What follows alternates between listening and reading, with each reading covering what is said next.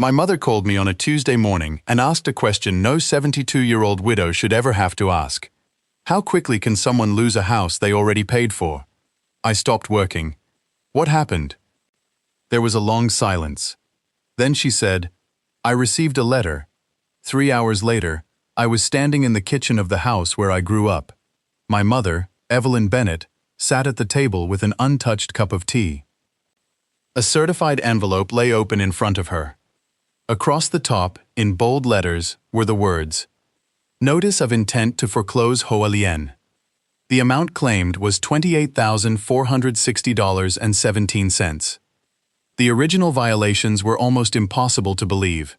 Fallen leaves. A trash bin left outside too long. A faded garage door. An unapproved flower pot beside the front steps. The proposed sale date was only 3 weeks away.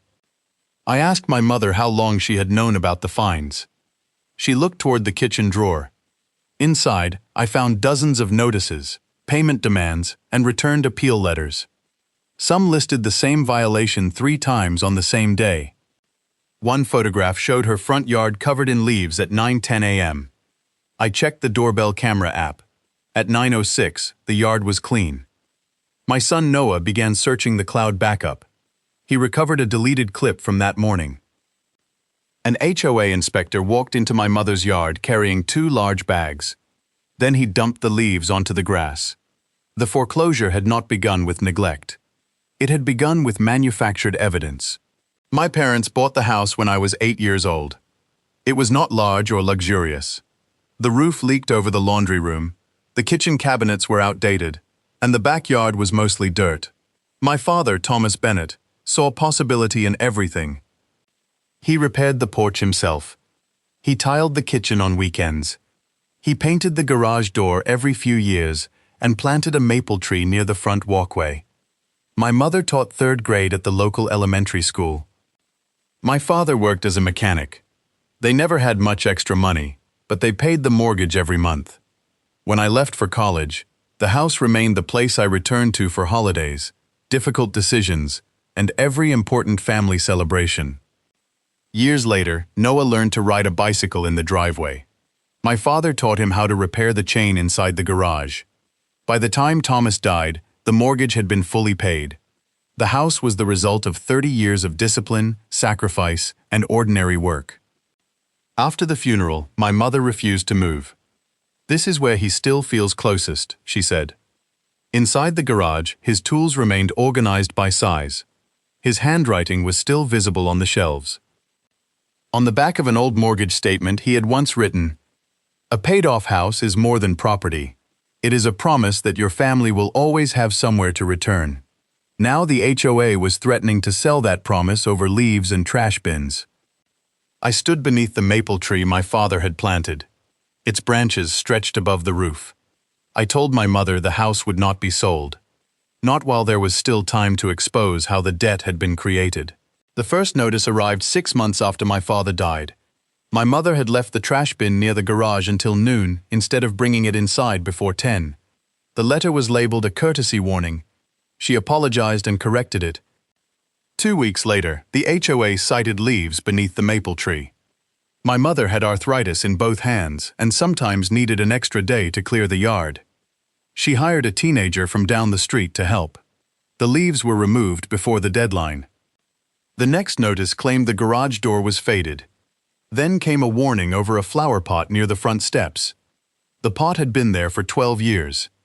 At first, the fines were small. $50. Then $100. Then $250 for a repeat violation. My mother felt embarrassed. She had spent her life teaching children to follow rules. The thought that neighbors might see her as irresponsible bothered her more than the money.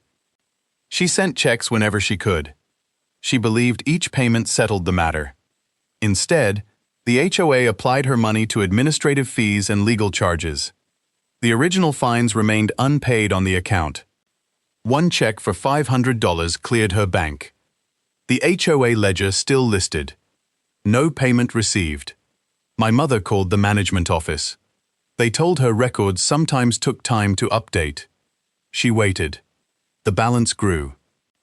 When I asked why she had not called me, she said, "You have work, Noah has school. I thought I could handle some leaves." She had not hidden the letters because she was careless. She had hidden them because Marjorie Blake had convinced her that needing help was another kind of failure. I entered every charge into a spreadsheet. Dates, violation codes, payments, interest, attorney fees, administrative costs. Within an hour, the pattern became obvious. The same pile of leaves had been recorded under 3 different violation numbers. A hearing fee had been added even though my mother had never attended a hearing. Attorney fees appeared 2 weeks before the HOA claimed the file had been referred to counsel. Interest was calculated on disputed charges. One notice had been mailed to an apartment where I had lived 9 years earlier. Another was addressed to my father, more than a year after his death. Several violation photographs had no visible timestamp. Others were cropped so tightly that I could not identify the location. I called Marjorie Blake, the HOA president. She spoke in a calm, practiced voice. "The balance speaks for itself." "No, it doesn't. That is why I need a complete ledger. Account records are confidential. This is my mother's account, and you are threatening foreclosure. Your mother has been given multiple opportunities to comply. She paid you. Payments were applied according to policy." "Which policy?" "The board-approved collection structure." "Send it to me. I'm not required to explain routine accounting to family members. There is nothing routine about taking a widow's house." Marjorie paused. Then she said something I wrote down immediately.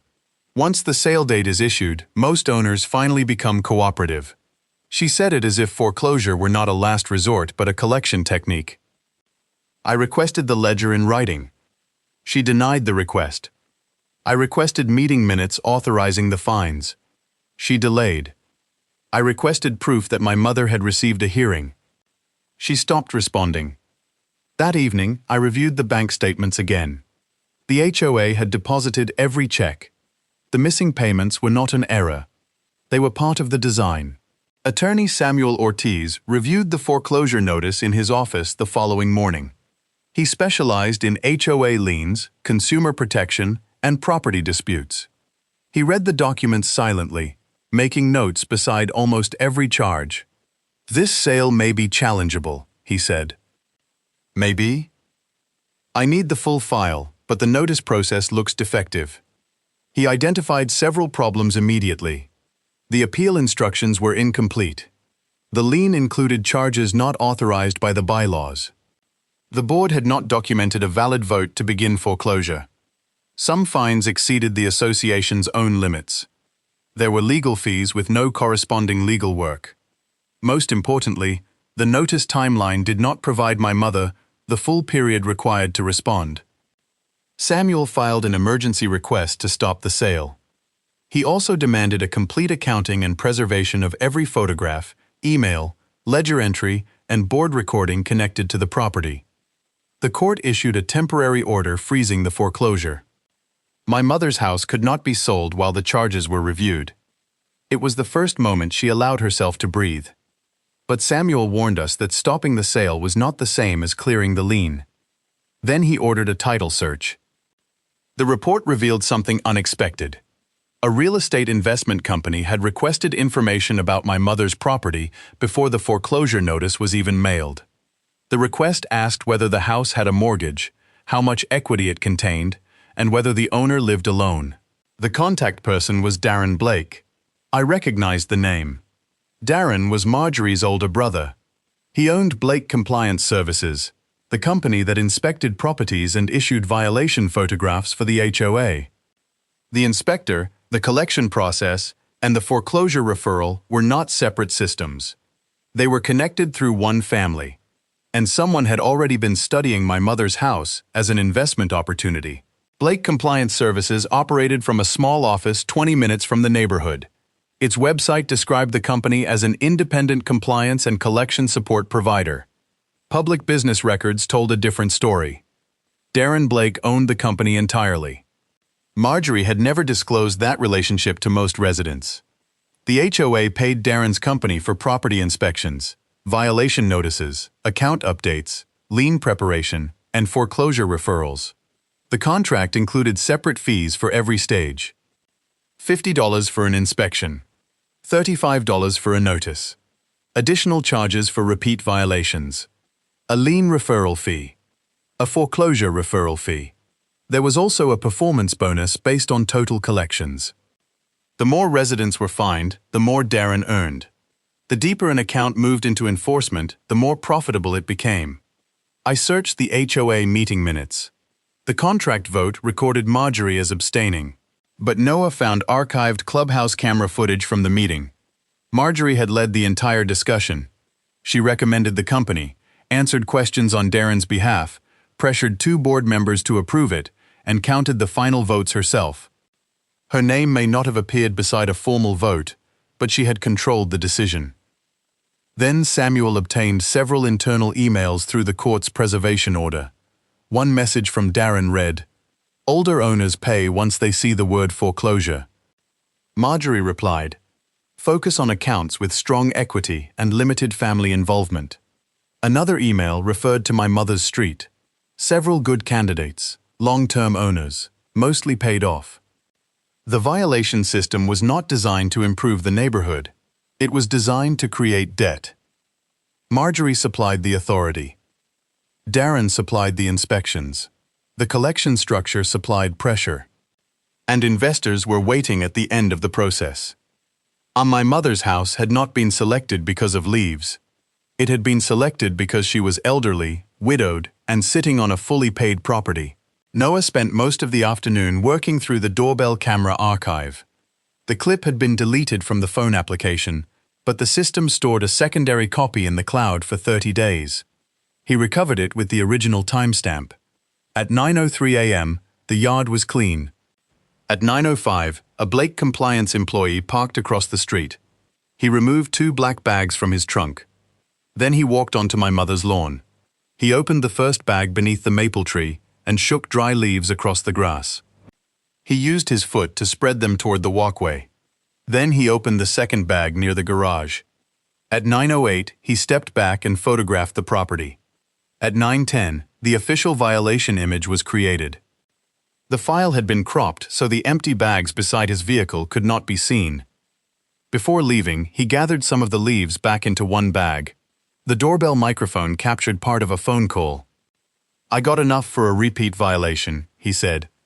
A voice answered faintly through the speaker. "Make sure it looks like the same issue." Noah froze the video at the exact moment the employee poured the leaves. "This is what they used against Grandma?" "Yes." He brought the violation with him. The discovery changed the case. Until then, we could prove the accounting was unfair and the process was abusive. Now we could prove the underlying evidence had been manufactured. Samuel requested the original inspection photographs. Their metadata matched the video timeline. One image had been edited 4 minutes after it was taken. The contrast was increased, making the yard appear darker and more neglected. The inspector had not documented a problem. He had staged one, photographed it, and converted it into fees. My mother watched the video once. Then she turned away. "They were going to sell Thomas's house with leaves they brought themselves," she said. That sentence became the emotional center of everything that followed. Marjorie learned that I had hired an attorney. Her response was immediate. My mother received a final demand letter and a proposed payment plan. The document promised to stop foreclosure if she paid $6,000 up front and the remaining balance over 12 months. At first, it looked like a solution. Then Samuel read the fine print. By signing, my mother would admit that the entire $28,460.17 balance was valid. She would waive every appeal. She would give up the right to challenge the lien. If she missed one payment, even by a day, the HOA could resume foreclosure without further hearing. The document also prohibited her from disputing future compliance charges. Marjorie sent a separate notice accusing me of harassing inspectors. It warned that I could be treated as a trespasser at HOA meetings, even though I was attending as my mother's authorized representative. Another letter claimed residents were not permitted to record inspectors operating in visible outdoor areas. That rule did not exist in the bylaws. My mother wanted to sign the payment plan. "I can use my retirement savings," she said. "You would be giving them everything they need. I can't risk losing the house." Signing means agreeing that the debt is real. What if the judge does not believe us? We have the video. What if that is not enough? Her voice broke. "This house is all I have left of your father." I took her hand. "That is exactly why you cannot sign it away." She looked around the kitchen. Every wall held some part of the life she had built with him. Marjorie had calculated that fear would make my mother accept an impossible debt. Instead, the pressure pushed us closer to the truth. The HOA announced one final board meeting before the original sale date. Marjorie intended to publicly defend the foreclosure. We decided to let her. I began knocking on doors. At first, residents were hesitant. Marjorie had spent years convincing them that discussing enforcement cases violated privacy rules. Once one person spoke, others followed. A retired nurse showed me a fine for leaving her trash bin out during a storm evacuation. A veteran had been charged thousands of dollars over a fence approved by the previous board. A family with a disabled child was fined because a home care worker's vehicle stayed overnight. One widow had sold her house after legal fees turned a $600 landscaping dispute into a lien she could not afford.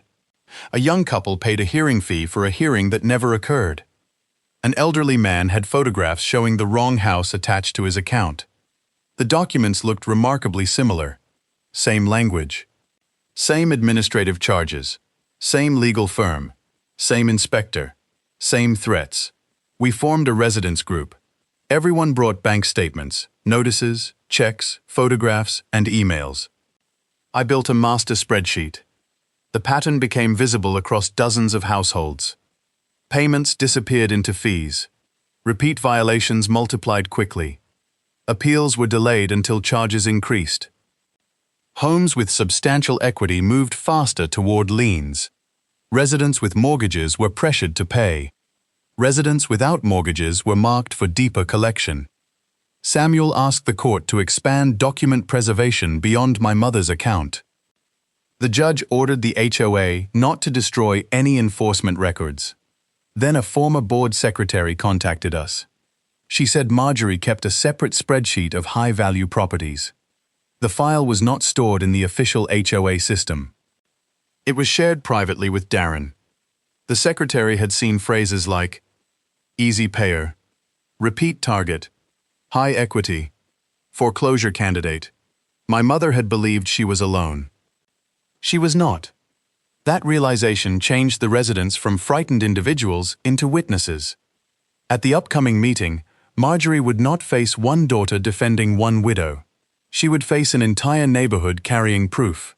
The clubhouse reached capacity before the meeting began. Marjorie sat at the center of the board table. Darren Blake took a seat behind her. Samuel sat beside me. My mother and Noah sat in the front row. A live stream camera faced the room. Marjorie opened with a speech about financial accountability. She said my mother had received repeated notices, refused to comply, and forced the HOA to spend money on enforcement. Foreclosure is never our first choice, she said, but rules are meaningless if they are not enforced consistently. I asked for the detailed ledger. She said it contained confidential vendor information. I asked for the board vote authorizing foreclosure. She said the minutes were still being finalized. I asked for proof of the hearing my mother had supposedly missed. She accused me of disrupting the meeting. Then Samuel stood. He placed the temporary court order on the projector. The headline filled the screen. Foreclosure sale suspended pending accounting and fraud review. Residents applauded.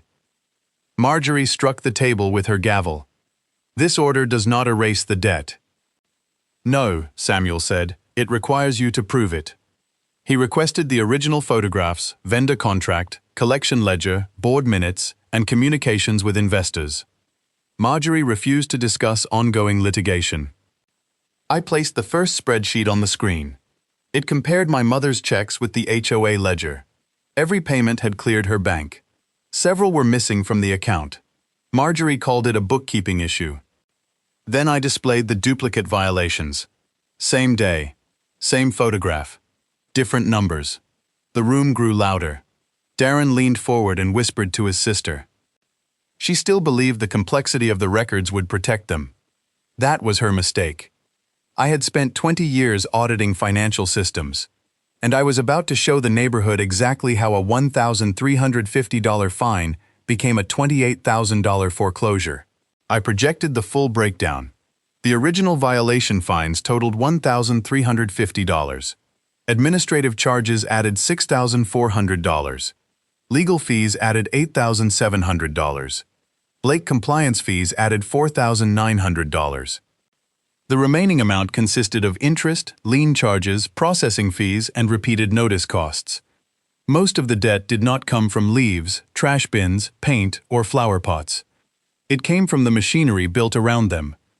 I traced each payment. Blake Compliance received inspection and collection fees. The law firm received referrals from Darren. A separate records vendor connected to Marjorie received document processing charges. Some fees were billed before the corresponding work occurred. Others had no invoice at all. Board members began asking questions. One said she had never seen the full contract. Another said Marjorie told them collection costs were paid entirely by delinquent residents and created no conflict. I displayed the performance bonus. Blake Compliance earned more when total collections increased. Darren's company profited every time an account moved deeper into enforcement. Then I showed my mother's $500 check. It had cleared her account. The HOA applied it first to administrative charges, then to legal fees. Not $1 reduced the original fines. That allowed the principal violation balance to remain open and continue generating repeat penalties. My mother did not create a $28,000 problem, I said. You built one around her. Marjorie called the accounting complicated. No, I replied. It was hidden. Samuel displayed the conflict of interest records. Marjorie had directed the vote approving her brother's company. She had not disclosed the financial relationship to residents.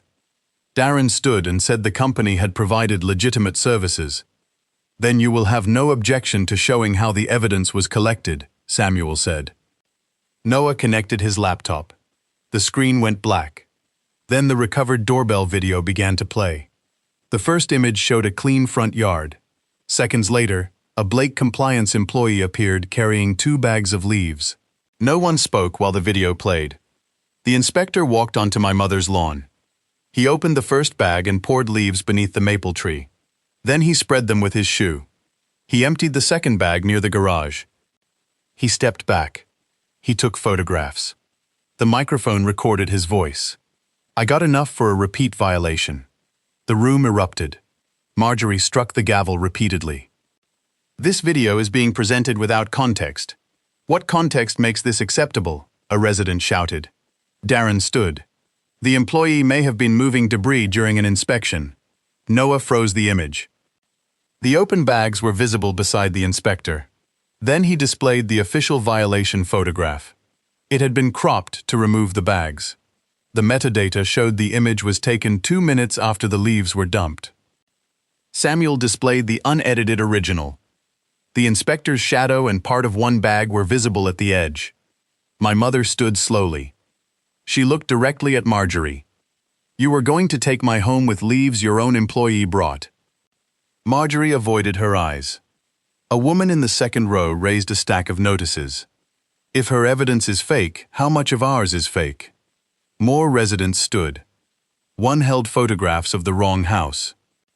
Another showed 2 identical violations issued on the same day. The retired nurse presented a check the HOA claimed never arrived. The room changed from a hearing into a reckoning. Marjorie tried to adjourn. Samuel reminded the board that a court order required preservation of all records. Darren moved toward the exit. 2 residents blocked the aisle long enough for the sheriff's deputy monitoring the meeting to ask him to remain available. Then Samuel opened the final file. It contained emails between Marjorie and Darren. One attachment was titled, Foreclosure Pipeline. My mother's name appeared inside it. The spreadsheet divided homeowners into categories. Easy payers, repeat targets, high equity, foreclosure candidates. My mother's name appeared beside the words, high equity/low resistance. Additional notes read, paid off, widow, daughter lives out of town. A separate column estimated the home's market value. Another listed the expected lien amount. The final column named an investment contact. Samuel displayed an email from Darren. Older owners pay once they see the word foreclosure. Marjorie replied, prioritize accounts where the property can support the balance. Another message attached a list of homes without mortgages.